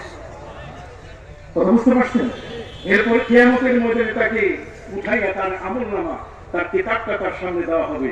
ইকরা কিতাবাকা কাফা বিনাফসিকা আল-ইয়াওমা আলাইকা হাসিবা, আজকে তোমার ফয়সালা তুমি নিজেই করবে, পড়ো তোমার নামায়ে আমাল যা লেখা হয়েছে। নবী বলে, আয়েশা সেটা গেল আমি আমার উম্মতের যখন নেকের পাল্লা হালকা হয়ে যাবে তখন আমি আমার পকেট থেকে একটা কাগজ সেই পাল্লায় দেওয়ার সাথে সাথে এটা ভারী হয়ে যাবে। যে লোকটা জাহান্নামে যাওয়ার পথে আমার কাগজটা দেওয়ার সাথে সাথে এখন জান্নাতের ইয়েমেনি চাদরটাকে পরানো হবে। তখন সে দৌড়ে এসে বলবে যে আপনি আজকে আমার এত উপকার করলেন, আমার তো কেউ যার কাছে গেছি যাও বইয়া ফিররুল মারউ মিন আখিহি ওয়া উম্মিহি ওয়া আবিহি ওয়া সাহিবাতিহি ওয়া বানিহি, সেদিন প্রত্যেকেই যার যার জীবন নিয়ে ব্যস্ত হবে। স্ত্রী স্বামীর কাছে তার এক বিন্দু পরিমাণ আমলনামা দিবে না, যতই আপনি বাড়ি রেজিস্ট্রি করে দেন, ছেলের নামে যত বিশাল আপনি ইউনিভার্সিটির তাকে ভাইস চ্যান্সেলর বানিয়ে দেন, সে আপনার কাজে আসবে? ভাই বন্ধু স্বজন আত্মীয় স্বজন কেউ কোনো কাজে আসবে না। আসলে আমার নবীজি তার পাশে ওই মুহূর্তে থাকবেন, তাহলে উম্মতের কাজে আসবে না। কি বলছে উম্মত? সেই ব্যক্তি এসে বলল, আপনি এত উপকার করলেন কিভাবে? নবীজি বলেন, শোনো, আমার উম্মতের প্রত্যেকটা মানুষের সাথে 5 জন করে ফেরেশতা থাকে। কয়জন? একজন হচ্ছে সামনে, আরেকজন পেছনে, একজন ডানে, আরেকজন কি? আরেকজন কপালে। এই কপালে ফেরেশতা স্পেশাল। এই ফেরেশতার দায়িত্ব হলো যখন নবীর উপরে আপনি দরুদ পড়ছেন, এই সবসময় লিখে লিখে আমার নবীজির কাছে ইন্তেকালের সাথে সাথে দিয়ে জমা দিয়ে দেয়। এতবার আপনার উপরে সুবহানাল্লাহ বলেন। আর সত্যিনা দরবারে দরুদের তালিম আছে কিনা? মিলাদ কিয়ামের তালিম আছে কিনা? দরুদ ও সালামের তালিম আছে কিনা? আমরা কোরআন সুন্নাহর বাইরে নই। আমি চ্যালেঞ্জ করলাম, আমি বললাম যদি তোমাদের সাহস থাকে আসো আমাদের গোল টুপির বিরুদ্ধে, তোমাদের সাহস থাকে আসো আমাদের গোল জামার বিরুদ্ধে, কিন্তু তোমাদের কানা ফাড়া জামা নিয়ে আমরা বলবো যে সেগা वाला कुर्ता जितना ही लंबा हो मगर सुन्नत अदा नहीं होगा। काना फाड़ा জামা যত বড়ই লম্বা হোক সুন্নত আদায় হবে না। সম্মানিত সুধী বন্ধুরা আমার, অতএব শাস্ত্রীরা দরবারের কোন আমলকে কটাক্ষ করা হয় এই বাংলাদেশ নয়, পৃথিবীর যত ধরনের পণ্ডিত ব্যক্তি আছে তাদের পক্ষে কখনোই মোকাবেলা করা সম্ভব হবে না। সব কোরআন এবং সুন্নাহর আলোকে এই দরবার কি প্রতিষ্ঠা। সুবহানাল্লাহ। আলহামদুলিল্লাহ বলেন। এই জন্য এই দরবারে একবার যে আসে সে আর দরবার ছেড়ে যায় না কোথাও। অন্য দরবার থেকে লোক আসে, কিন্তু এই দরবার থেকে লোক কোথাও যায় না। তার কারণ হচ্ছে যে আমলটা হচ্ছে আমার প্রয়োজনীয়, আমার জীবনের আমল, আমার আখিরাতের আমল। অতএব সে আমলটি নিয়ে আমি বেঁচে থাকবো, এটি তো কথা। এই জন্য ভাইদের খেদমতে আদেশ করতেছিলাম, প্রিয় নবী সাল্লাল্লাহু আলাইহি ওয়াসাল্লাম তিনি বলেন, লা তাজুলু কদম ইবনে আদম হাত্তা ইউসআলা আন খামসিন, عن عمره فيما أفنى وعن شبابه فيما أبلى وعن ماله من أين اكتسب وفيما أنفق وعن عمل ماذا علم أو كما قال النبي صلى الله عليه وسلم। আমার নবীজি বলেন যে আমি হিসাবে থাকবো, যেরকম হিসাবে জায়গায় থাকবো, আমার উম্মতকে জাহান্নামে যেতে দিব না। আমি তার কিতাব, তার লিখিত রেজিস্টারের সামনে থাকবো, ওখানে কাগজ দিয়ে হলেও আমি তাকে জান্নাতে নেবার চেষ্টা করব। শুধু তাই নয়, নবী করিম সাল্লাল্লাহু আলাইহি ওয়াসাল্লাম বলেন আমি সিরাতে থাকব। সিরাত মানে কোন সিরাত? বিশাল পদ্মা নদীর চেয়ে আরো বিশাল কোটি কোটি বছরের পথ লম্বা জাহান্নাম, যে জাহান্নামের উপরে কোনো স্ল্যাব থাকবে না, পার হওয়ার জন্য কোনো স্ল্যাব থাকবে না যে পা বসাইতে পারবেন, বরং এক একটা খুঁটি এত চিকন হবে, আদাত্ত মিনাস শাব ওয়া আহাদ্দু মিনাস সাইদ, সেটা চুলের চেয়েও চিকন আর তরবারি চেয়েও কি। নবীজি বলছেন আমি সেখানে হাজির হব, সেখানে ইমিগ্রেশন হবে। পুলিশ যেমন বিদেশ গেলে চেকিং করে, পাসপোর্ট দেখে, তার কর্মকাণ্ড সম্পর্কে অভিযোগ থাকলে তাকে যেতে দেয় না, ঠিক অনুরূপভাবে তাকে প্রশ্ন করবে আন উমরিহি ফীমা আফনা, জীবনটাকে তুমি কোন খাতে ব্যয় করেছো, ওয়ান শাবাবিহি ফীমা আবলা, যৌবনকালটাকে তুমি কোন কাজে ব্যবহার করেছো, কোথা থেকে তুমি সম্পদ আহরণ করেছো আর কোন খাতে তুমি ব্যয় করেছো, সিনেমা হল না সুদ না ঘুষ কোনখানে, এবং যা শুনেছো তা তুমি আমল করেছো কিনা। নবী করিম সাল্লাল্লাহু আলাইহি ওয়াসাল্লাম বলবেন ওই সময় আমার উম্মতের ইমিগ্রেশন শেষ হওয়ার পরে যদি জাহান্নামে সে কেটে পড়ে, নবী করিম সাল্লাল্লাহু আলাইহি ওয়াসাল্লাম বলছেন আনা আখিযুম বিহাদাতিকুম, আনা আখিযুম বিহাদাতিকুম, আমি তার কোমরের ফিতা ধরে, বেল ধরে জাহান্নাম থেকে টেনে উঠাবো। আমি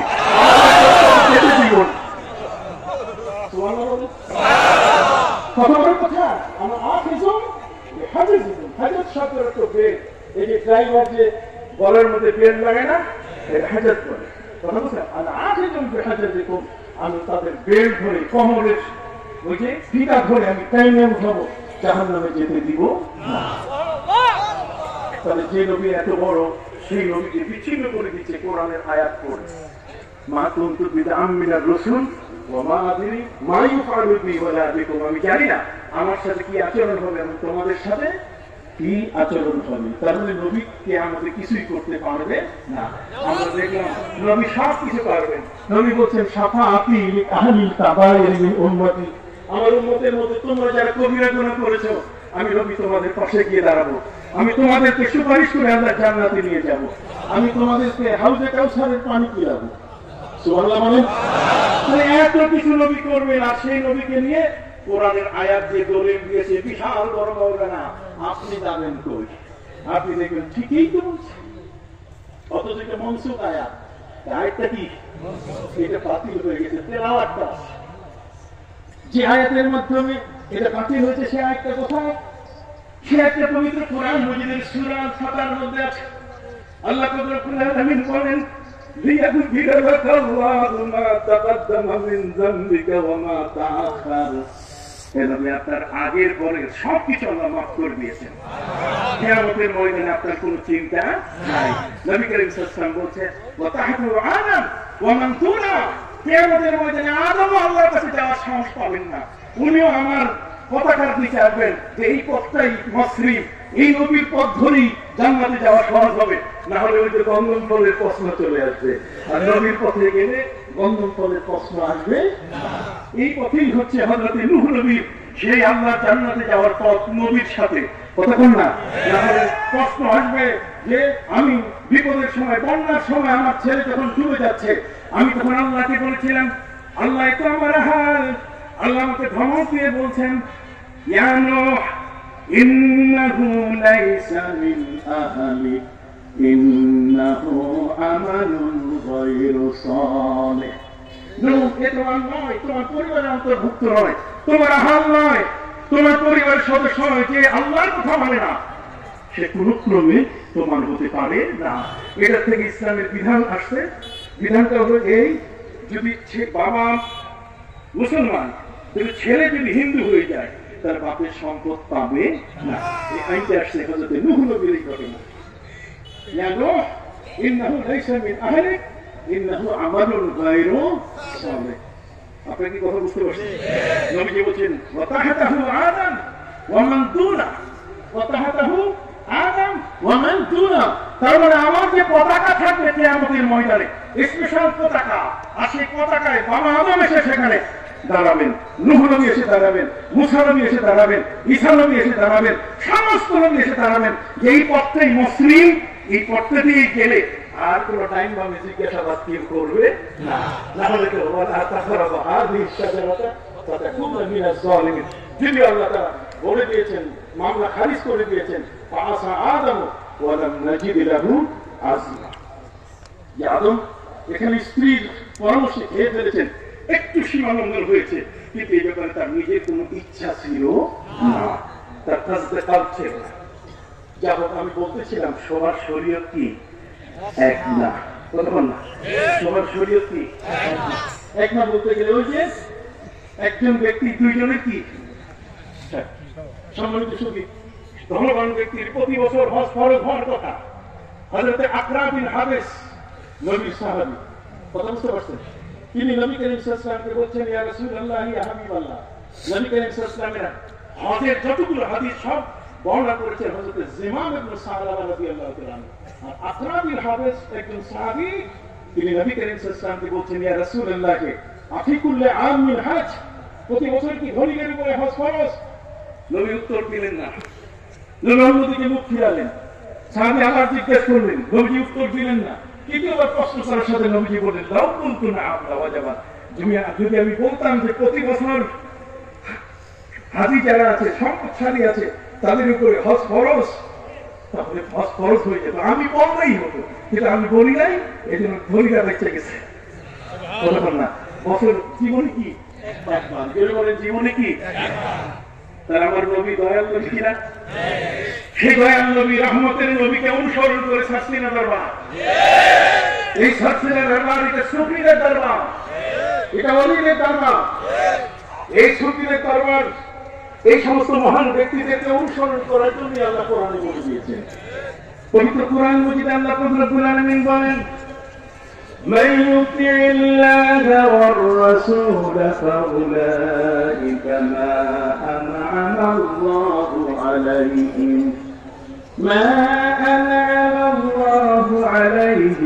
من النبيين والصديقين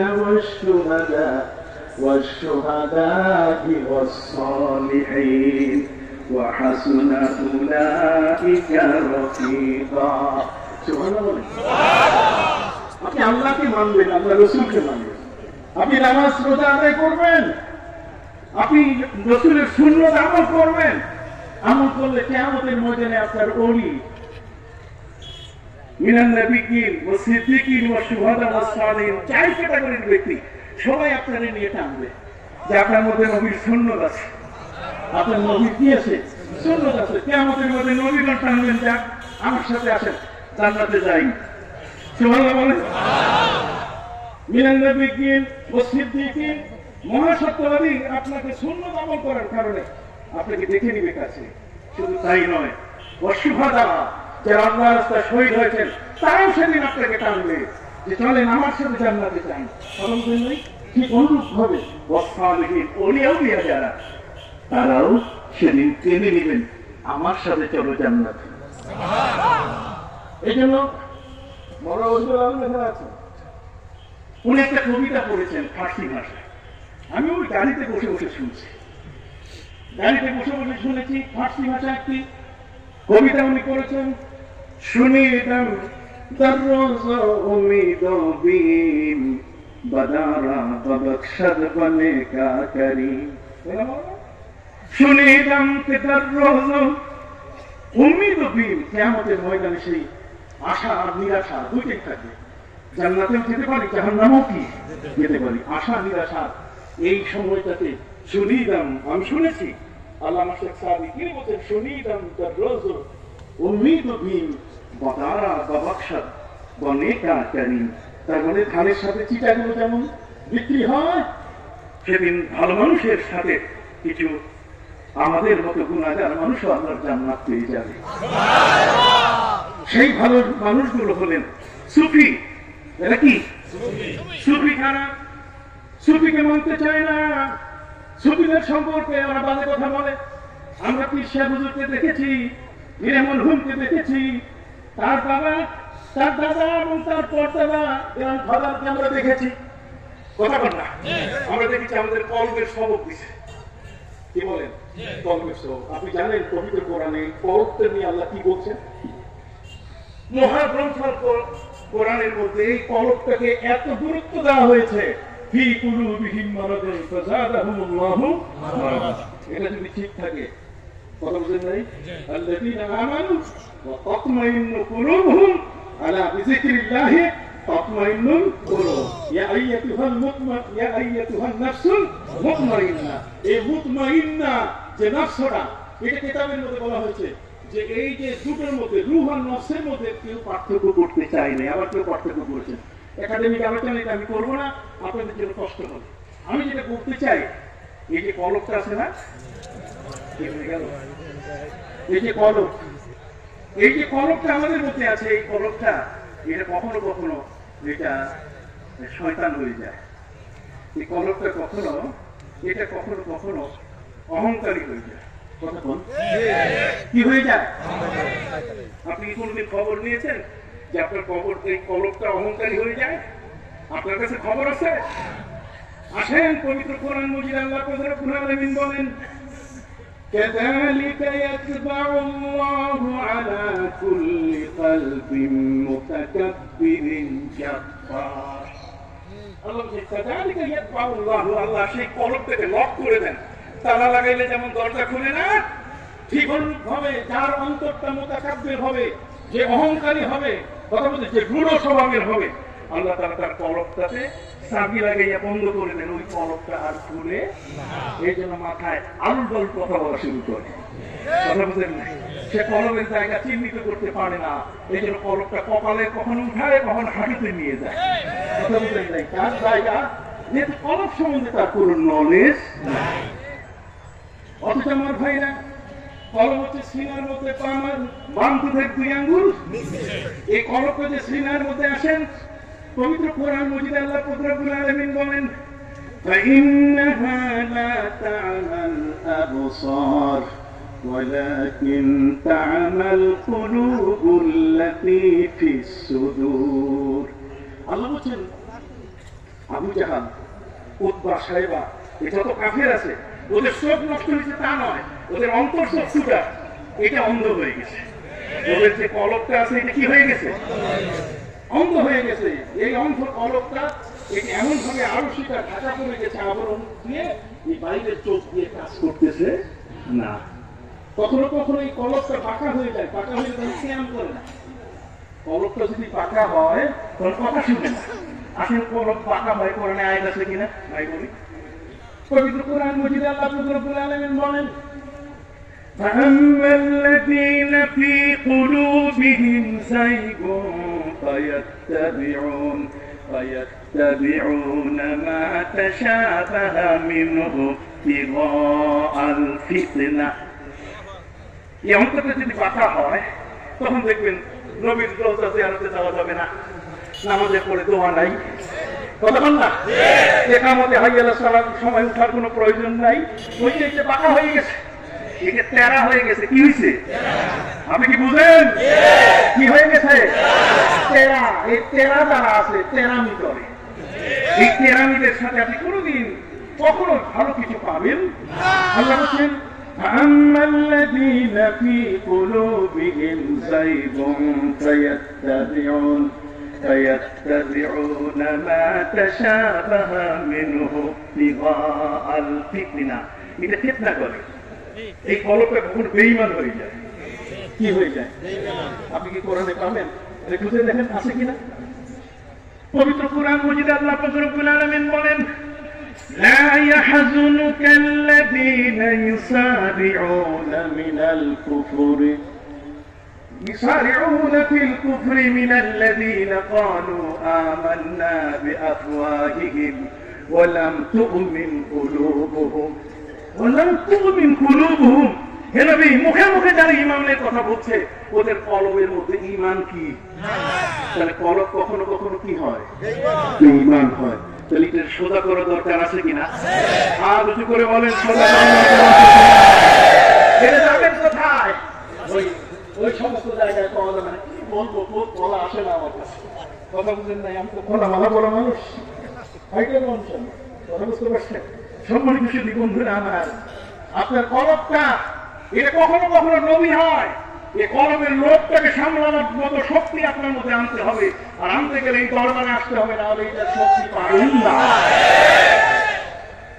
আসুন, কলবটা যে লোভী হয় কোরআনে আছে কিনা?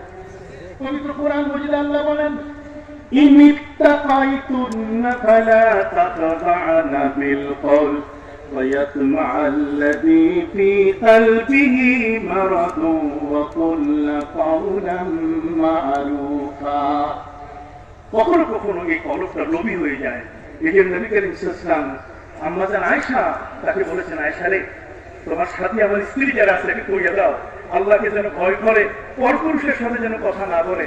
পরপুরুষের সাথে যদি স্বাভাবিক ছাড়া অস্বাভাবিক কথা বলে, তাহলে কিন্তু পুরুষের অন্তরে একটা নেকের বাঘ আছে, ওটা সাফ করে এটা লাফাইয়া তার মধ্যে পড়ে যাবে।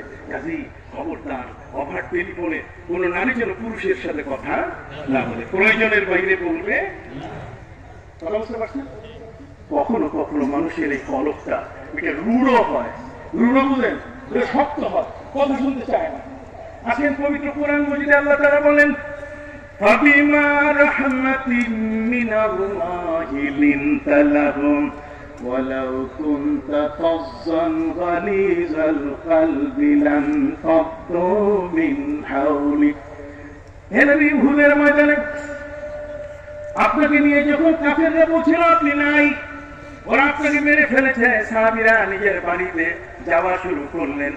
যখন মদিনার যার যার বাড়িতে তারা দুয়ারে প্রবেশ করা শুরু করলেন, তখন মদিনার মহিলারা হাত উঁচু করে ব্যারিকেড সৃষ্টি করে বলছে, তোমাদেরকে আমরা ঢুকতে দিব না, আমাদের নবী কই দেখাও। তারা বললেন, নবী তো নাই, নবীকে তারা মেরে ফেলেছে। আমার নবী সাল্লাল্লাহু আলাইহি ওয়াসাল্লাম, আবু বকর সিদ্দিক, উমর ফারুক রাদিয়াল্লাহু আনহু বললেন, তোমরা দুইজনে আমার বাহু ধরো, আর আমি কাফেরদেরকে বলবো, আনান নবী লা কাযিব, আনা ইবনে আব্দুল্লাহ ইবনে আব্দুল মুত্তালিব, আমি মিথ্যুক নবী নই, আমি আব্দুল্লাহর পুত্র, আমি আব্দুল মুত্তালিবের কি নাতি। প্রিয় নবী সাল্লাল্লাহু আলাইহি ওয়াসাল্লাম সাহাবীদেরকে ডাকলেন, আমি বেঁচে আছি। ওয়ান নবিয়্যু ইয়াদউকুম মিন ওয়ারাইহি, নবী পিছন দিক থেকে ডাকতেছেন, ফিরে আসো, আমি বেঁচে আছি। আল্লাহ বলেন, রিলে করে যখন কানে দিলাম, তখন আর ওরা বাড়িতে না ঢুকে আবার উহুদে ফিরে এসেছে। উহুদে ফিরে আসার কারণে যুদ্ধের ময়দান থেকে যারা পালিয়ে যায়, যুদ্ধের ময়দান থেকে যারা চলে যায়, ভাইরা আমার, যুদ্ধের ময়দান থেকে যারা চলে যায় তাদের নিয়ম হচ্ছে সেনা আইনে তাদেরকে রাখা যাবে না, মেরে ফেলতে হবে। আল্লাহ বলছেন, হে নবী, যারা পালিয়ে গেছে তাদের সাথে আপনি যে আচরণ করছেন, কোমল হৃদয়ের হয়েছেন, ফাবিমা রাহমাতিন মিনাল্লাহি লিনতা লাহুম, আপনি কোমল হয়েছেন।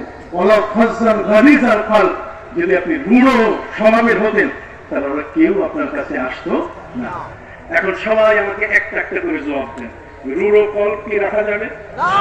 বাঁকা কল্প কি রাখা যাবে? শয়তান কল্প কি রাখা যাবে? বেঈমান কল্প কি রাখা যাবে? এটা জং ধরছে, এই কল্প কি রাখা যাবে?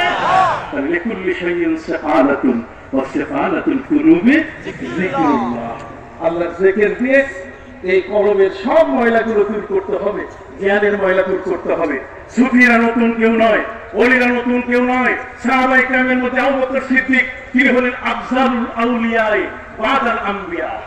আফজালুল আউলিয়া বাদাল আম্বিয়া, নবীদের পরে যদি শ্রেষ্ঠ ওলি থাকেন আবু বকর সিদ্দিক। তারপরে বলা হয়েছে হযরতে আবু হুরায়রা রাদিয়াল্লাহু আনহু দোয়া করতেন, আল্লাহুম্মা ইন্নী আউযু বিকা মিন রাসিস সিদ্দিন ওয়া আউযু বিকা মিন ইমারাতিস সিবিয়ান। আল্লাহ, তুমি আমাকে শাগিদিনী দেখাইও না, নাবালকের শাসন দেখাইও না, লোকেরা জিজ্ঞাসা করতো যে এটা এই দোয়া করেন কেন? এই দোয়া আমি আল্লাহর কাছে করেছি, আল্লাহ তার দোয়া কবুল করছেন। উনি 60 হিজরি দেখবেন না, 59 হিজরিতেই তিনি ইন্তেকাল করছেন। কেন? 60 হিজরি হলো হযরত ইমাম হুসাইন রাদিয়াল্লাহু তাআলা শাহাদাত। ইমাম হুসাইনকে নির্মম ভাবে তাকে হত্যা করা হবে, তার গালে তার গলায় আঘাত করা হবে। উনি বলছেন দেখে আমি সহ্য করতে পারবো না। তাহলে কত বড় চোখের দৃষ্টি! হযরত উমর যেমন 900 মাইল দূরে নাহরাওয়ান দেখেছেন, ঠিক হযরত আবু হুরায়রা রাদিয়াল্লাহু তাআলা তিনি দেখলেন 60 হিজরির ঘটনা। সেই আবু হুরায়রা রাদিয়াল্লাহু তাআলা যখন বাহরাইনের গভর্নর, দিনের বেলায় তিনি দেশ পরিচালনা করতেন, আর রাতের বেলায় মাথায় লাকড়ি নিয়ে মানুষের বাড়িতে বাড়িতে লাকড়ি বিক্রি করতেন। আবু হুরায়রা রাদিয়াল্লাহু তাআলা জিজ্ঞেস করা হলো যে আপনি এই কাজটা করেন কেন? আপনি রাষ্ট্রের প্রধান, দিনের বেলায় দেশ শাসন করেন আর রাতের বেলায় লাকড়ি বিক্রি করেন মাথায়, কারণটা কি? কারণ হচ্ছে এই যে আমি দিনের বেলায় যখন রাষ্ট্রের চেয়ারে বসি তখন মনে হয় বাবু আমি তো বিরাট কিছু হয়েছি, কথা বুঝেন তাই? আমি তো অনেক কিছু হয়েছে, আমার নকশাটার মধ্যে একটা গর্ব এসে যায়। ওই নকশাটাকে শায়েস্তা করার জন্য মাথায় লাঠি নিয়ে মানুষের বাড়িতে বাড়িতে বিক্রি করি, যে দিনের বেলায় চা করছো, রাতের বেলায় করে সোজা করলাম। সুবহানাল্লাহ বলো, রাতের বেলায় কি করলাম? সোজা করলাম। বাবা আপনি বুঝতে পারছেন? প্রথম শতাব্দে আবু বকর সিদ্দিক, হযরতে আবু হুরায়রা, হযরত সাঈদ ইবনে মুসাইয়্যিব, হযরতে আব্দুল্লাহ ইবনে উমর, দ্বিতীয় শতাব্দীতে যদি আপনি চলে আসেন তাহলে সেখানে ইমাম আযম আবু হানিফা, হযরতে জাফর সাদেক, হযরতে ইব্রাহিম ইবনে আদহাম, হযরতে মারুফ তারকি, রাবিয়া বসরি। তৃতীয় হিজরি যদি আসেন তাহলে সেখানে আপনি দেখে অবাক হয়ে যাবেন, হযরতে জুন্নুন মিসরি, তৃতীয় শতাব্দীর মহান ওলি। ঠিক এরপরে চতুর্থ হিজরি যদি আপনি দেখেন তাহলে সেখানে দেখবেন মনসুর হাল্লাস। তারপরে পঞ্চম হিজরিতে দেখবেন ইমাম গাজালি, ষষ্ঠ হিজরিতে দেখবেন বড় পীর আব্দুল কাদের জিলানী, সপ্তম হিজরিতে হযরত খাজা মঈনুদ্দিন চিশতি আজমিরি, সুবহানাল্লাহ বলেন। অষ্টম হিজরিতে হযরত বাহাউদ্দিন নকশবন্দি, নবম হিজরিতে হযরত ইবনে হাজার আসকালানী, সুবহানাল্লাহ বলেন। দশম হিজরিতে আব্দুল হক মুহাদ্দিস দেহলভী, একাদশ হিজরির মধ্যে সেখানে শাহ ওলিউল্লাহ মুহাদ্দিস দেহলভী, দ্বাদশ হিজরির মধ্যে শতাব্দীর মধ্যে যদি আপনি দেখেন তাহলে সেখানে হযরতে আব্দুল আজিজ আব্দুল হক শাহ ওলিউল্লাহ ইনি আছেন হযরতে আব্দুল আজিজ রহমতুল্লাহ আলাইহি। যে সময় হযরতে সৈয়দ আহমদ দেহলভী রহমতুল্লাহ আলাইহি, হযরতে শাহজালাল ইয়েমেনি রহমতুল্লাহ আলাইহি, সুবহানাল্লাহ। ঠিক এমনি করে 13 হিজরির মধ্যে এই ধরনের মহান বড় বড় ওলিরা এই জগতের মধ্যে এসছেন। পঞ্চদশ এই শতাব্দীতে এসছেন এই সমাজের মধ্যে হযরতে আল্লামা শাহ সুফি নিসারউদ্দিন রাহমাতুল্লাহি আলাইহি এসেছেন এই বাংলাদেশের আর বর্তমান সমাজে এই যুগে সেই সাসিনা দরবারে সেই হযরত আবু জাফর মুহাম্মদ সালেহ রাহমাতুল্লাহি আলাইহি এবং আমাদের পীর মুর্শিদ হযরত মাওলানা শাহ সুফি মাওলানা মুহিবুল্লাহ রাহমাতুল্লাহি আলাইহি। এই ধারাবাহিকতা চলে আসে। আমাদের চেন আছে কিনা? হাত উঁচু করে আমাদের চেন আছে কিনা? চেন আছে। কাজে শশীনগর সারা যাবে না, এই নাম্বারটা বাদ দেওয়া যাবে। আগের বছর শশী হোক যেখানে হোক হুজুর কেবলা যেখানে যাবেন, আজ আমাদের সেই চোখের পুতুলি নাই, তার সন্তান রেখে গেছেন। আমি তো ভেবেছিলাম আগে, আপনারা জানেন আমি সেখানে বক্তব্য দিয়েছি তার জানাজান আমাদের সময়। আমি যে জিনিসটা আমি চিন্তা করছি, হায় হুজুর চলে গেলে কি হবে, কিন্তু আল্লাহ তাআলা আজকে তার সুযোগ্য সন্তান আমাদের বর্তমান আমির হেফজুল্লাহ হযরত পীর সাহেবের জবান আল্লাহ খুলে দিয়েছেন। এই দিক থেকে বাপ দাদা বড় বাবা তার মানে তালুন শাহ সুফি নিসারউদ্দিন আমাদের 3 জনের ফয়েজ, ওপর দিকে নানা এবং সেই কাইয়ুমুজ্জামান আবু বকর সিদ্দিক রাহমাতুল্লাহ আলাইহি সরাসরি মনোমনা থেকে ফয়েজদারি হয়ে যায়। যেখানে আজকে আমরা মনে করছি আমাদের কোনো অভাব নাই, আমাদের অভাবকে তিনি পূরণ করে গেছেন। আমাদের পীরের মরহুম আমাদের মুর্শিদকে জান্নাতের আলা মাকাম দান করেন। শশীনা দরবার কি ছাড়বেন? দক্ষিণ এলাকার মানুষ যারা আপনারা আছেন, আমি আপনাদের বিনয়ের সাথে বলতে চাই, আপনারা এই আমরাগাছিয়া মাহফিলে এটা আরো ভরপুর করে ফেলবেন। রাজি আছেন? দিনের মধ্যে সকায়ন করবেন। মিলাদ কিয়াম উঠে যাচ্ছে, নামাজের পরে দোয়া উঠে যাচ্ছে, আমরা আখলাক সব উঠে যাচ্ছে। কথা বল না, ইন্টারনেট দেখে ওয়াজ করে, কথা বলেন নাই? তাহলে ইন্টারনেট ছাড়া ওয়াজের পুঁজি নেই, কেতাবের বইপত্র পড়ে না, অতএব সম্মানিত শুধু আসুন এই দরবারের সাথে আমরা মিশে যাই, এই দরবারের খাদে বয়ে যাই। রাজি আছেন? আমিও সারা জীবনের খাদেম, আমার পরিবারের সকল সদস্য আপনারা হবেন, এই প্রত্যাশা রেখে আজকের মতো এখানে শেষ করলাম। আসসালামু আলাইকুম ওয়া রাহমাতুল্লাহি ওয়া বারাকাতুহু।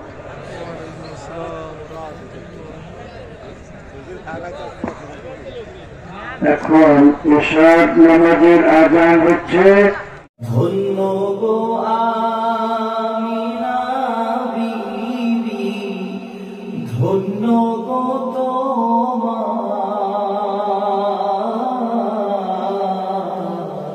তোমারি উদরে পয়দা হাবিব আল্লাহ।